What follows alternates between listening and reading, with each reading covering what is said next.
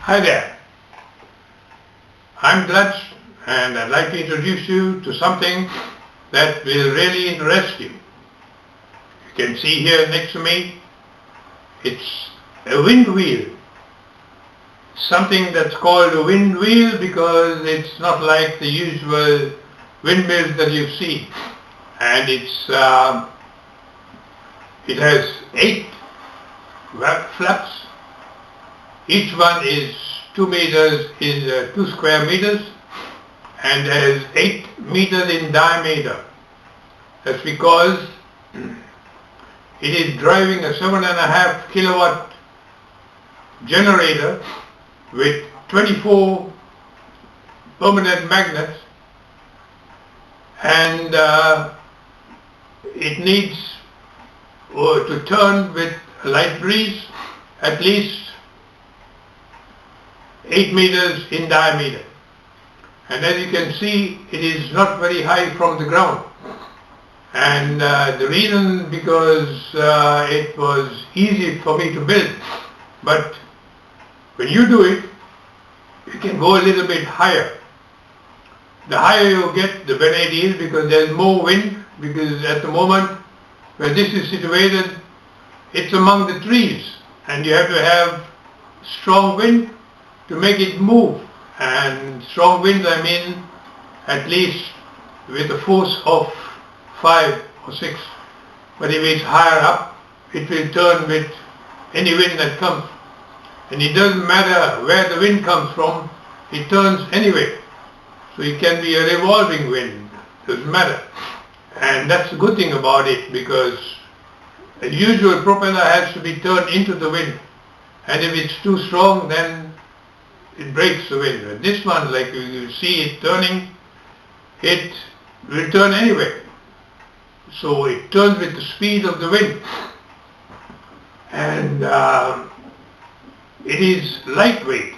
When you look at it closely, it has painted aluminium arms. And because these arms are not very strong, they sag a little bit. But when it turns with wind force of 6, 7, then because of the turning speed, they raise up a little bit. So when you're building it, you have to make sure that it is high enough to move this 2 feet up and down. Anyway, it's also cheap to build. The generator is a little bit expensive.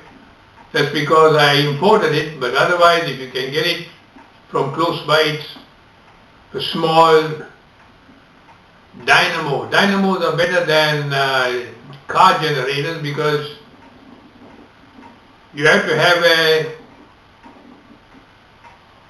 a current that powers the magnets, that make the magnets, and it's called a exciting current. So that's a little bit different. If you have normal dynamos, it's much better.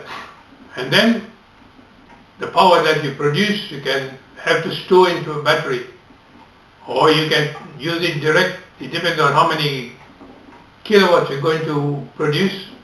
You can use a drilling machine or an angle grinder or something like that. For permanent current, constant current, you need it from the battery. You need 2 strong, let's say 80 ampere batteries. And like I said, it turns, doesn't matter where the wind comes from, because it revolves this thing. And the bearings are, you can select whatever bearings you want, but the pole that is standing on, it's not a pole, it's actually a pipe, and planted into the ground so that it doesn't sway or something like that when the wind comes. Now, watching what is at the moment turning around here, it's a small wind and it produces, like you see the bulb flickering there. It depends on how strong the wind is at the moment. At the moment it is about force 5. So the stronger it gets, then the quicker it revolves and the higher current it produces.